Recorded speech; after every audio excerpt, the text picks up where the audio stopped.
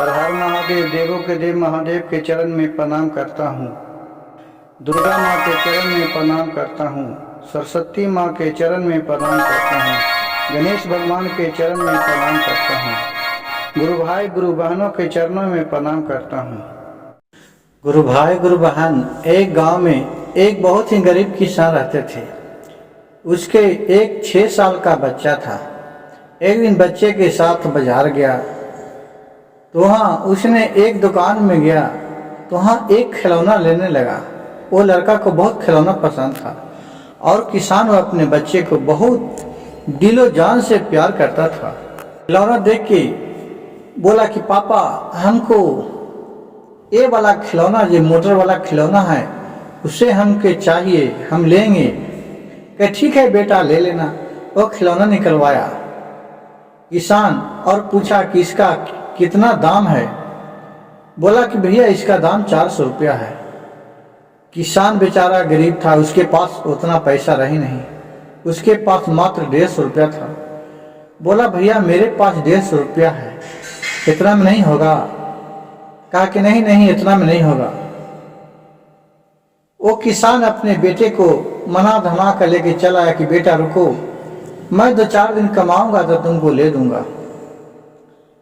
और उसका बेटा अपने घर आया और खिलौना के लिए बहुत रोने लगा। पिता ने बोला ठीक है बेटे, मैं 2-4 दिन में ला दूंगा। और वो काम करने के लिए बाजार गया।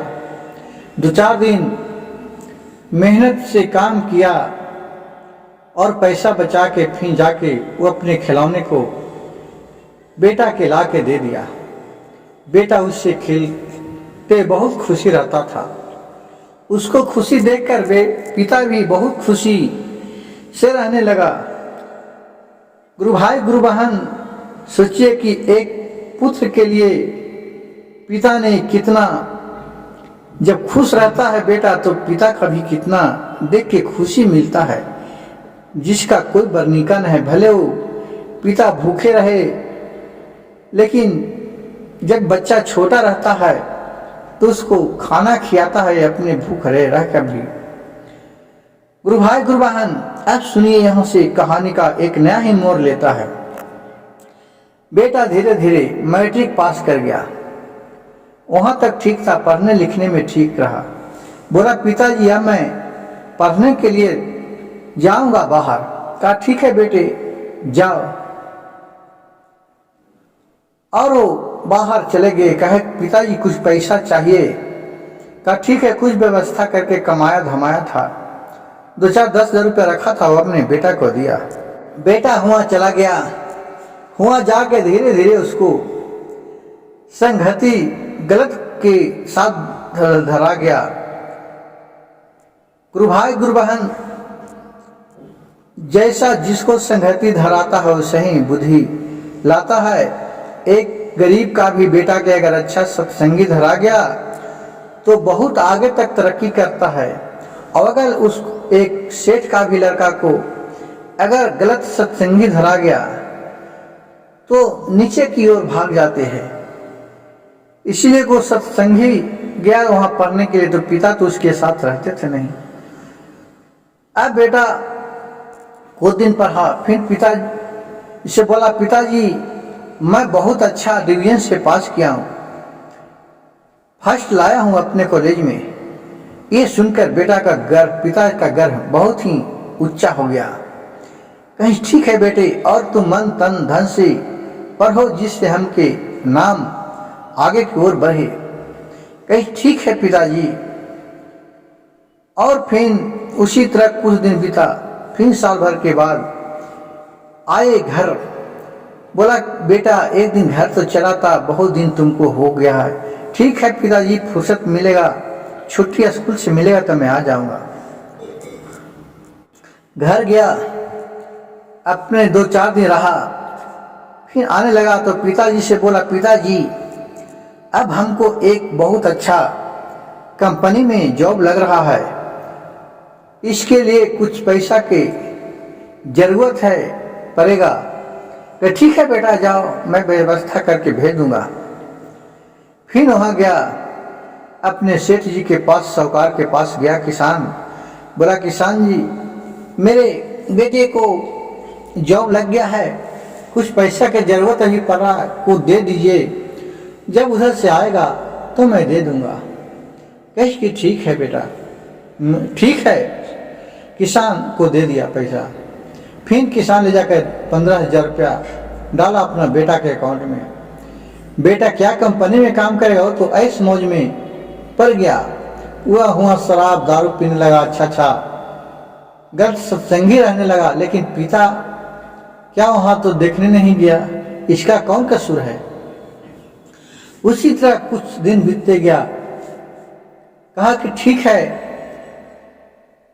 अब वहां से बेटा पैसा भेजेगा तो मैं दे दूंगा। उसी तरह करते करते कुछ दिन बीता। फिर कमा के अपने बेटा के जो कर्ज लिया था वो सेठ को भरा। फिर उसने बोला, पिताजी मैं यहीं रहते रहते अपनी शादी कर लिया। पिता को इस बात पर दुख हुआ, लेकिन क्या करे, अपने बेटे को खुशी देखे। कहे ठीक है बेटा, कम से कम हमको तो पहले तो बताता, कम से कम देख तो लेते। यहाँ भी इधर भी गांव भर के लोग तंग कर रहे हैं शादी करने के लिए, तू तो वहीं कर लिया, समाज में क्या मेरा इज्जत रहेगा बेटा। लेकिन बेटा कहाँ बाप को बात सुनने वाला है। जब बेटे लोग कुछ आगे बढ़ जाता तो देखता कि हमको आगे तो बाप बुर्बक है, मैं तेज हूं। कहा ठीक है, लेकिन बेटा उस बाप उसी में भी खुश रहे। पिता को कुछ दिन बीता, 2 साल, लेकिन बेटा नहीं आया। फिर एक दिन फोन किया, पिताजी अब मेरे आपका बहू आप पोते वाले हो गए। ये भी सुन के उसको बहुत खुशी भरा। कहा ठीक है, मैं पोते वाला हो गए तो अब तो पैसा भेजेगा। कहा पैसा बच नहीं रहा पिताजी, मैं तो अपने इसमें पढ़ाई लिखाई और बहू के ऑपरेशन में लग गया 30-40 हजार रुपया, उसी में मैं परेशान हूँ। कहा चलो ठीक है। अब बेटा को कस के तबीयत, पिताजी को कस के तबीयत दब हो गया। अब वहां से आए। फिर बेटा सोचा कि चलो, बाप सोचा कि बेटा कुछ पैसा लेके आया होगा इलाज कराने के लिए। कुछ दिन रहा, फिर बोला, पिताजी आज कुछ पैसा व्यवस्था करके दे देते तो मैं वहां एक सोच रहा हूं कि जमीन उमीन ले लूं, अपना मकान, किराए के मकान पर रहता हूं, उससे तो ठीक होगा। पिता ने कहा ठीक है बेटा ले लो, पैसा तो कमा के रखा होगा।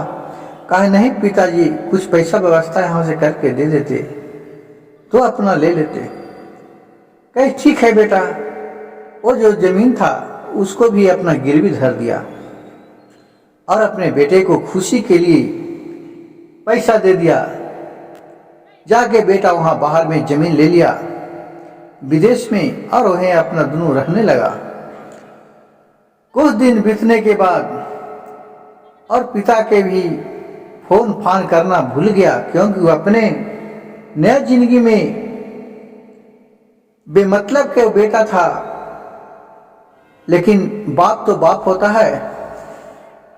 पिता का आस लगा रहा है कि अब मेरे बहू और पोता आता है कि मैं कम से कम एक नजर देखूंगा तो। लेकिन जिससे पैसा लिया था वो इन लोग बहुत सब तंग करने लगा। फिर सबको क्या किया कि जितना जगह जमीन था सब बेच चुच के सबको पैसा दे दिया। कहा चलो अपना वो अपना रहा था, क्या करूं अब, बेटा पैसा नहीं भेज रहा है तो उसी को बेच के दे देता हूं। जितना खेत बाड़ी था सब बेच के पैसा दे दिया। उसके बाद बेटा को कस के तबीयत दब हो गया। पिताजी को उसको दिखाने के लिए पैसा रहे नहीं। फिर अपने बेटे के पास फोन किया, बोला बेटा कम से कम एक नजर आके देख लो, अब लगता है कि मेरा जान नहीं बचेगा। कहा ठीक है पिताजी, देखता हूं समय निकाल के। और अपने पत्नी से बोली कि चले पिताजी के कस के तबीयत अब हो गया है, बहू ने बोली कि तबीयत दब हो गया तो हम लोग जाके क्या करेंगे, अपना हाथ दिखाएंगे ना, गांव भर के लेकर आदमी होगा ना। कहें कि पिताजी के पास पैसा कहाँ से अब आया। कहा कि तब बुढ़ाओ को देखा कि हम लोग क्या करेंगे, छोड़ दीजिए। और अपने पत्नी के बात मान के बेटा नहीं आया। पिता के 2 दिन के बाद मृत्यु हो गया, कोई देखने वाला नहीं रहा। उसी तरह करते करते 6 माह बीत गया।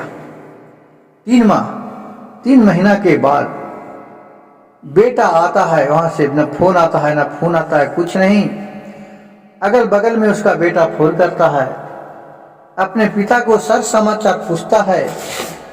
देखता है कि गांव वाला बोलता है कि नहीं तो तुम्हारे पिताजी के भी नहीं देख रहे हैं, और जो घर में दरवाजा लगा है आज तक खुला नहीं है, 2 महीना हो गया। उसको बहुत ही अजब किस्म के लगा।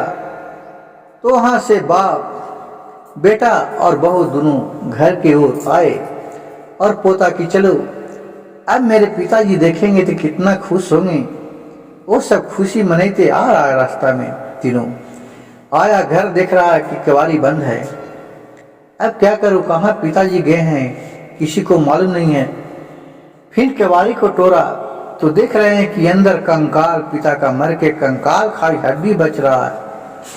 ये सब देख के वो खूब रोने लगे, लेकिन रो के भी क्या करते हैं, वो पिता से भी नहीं मिल पाया बेटा। गुरु भाई गुरु बहन, ऐसे बेटा भी होता है आजकल कि जिसका कुछ कहा नहीं जाता है। इस कहानी से हमें यह सीखने को मिलता है कि अपने बुढ़ावा के लिए भी कुछ सोचिए, समझिए। और मेरा वीडियो अच्छा लगे तो मेरे चैनल को सब्सक्राइब कीजिएगा, लाइक कीजिएगा, शेयर कीजिएगा। हर हर महादेव, घर घर महादेव।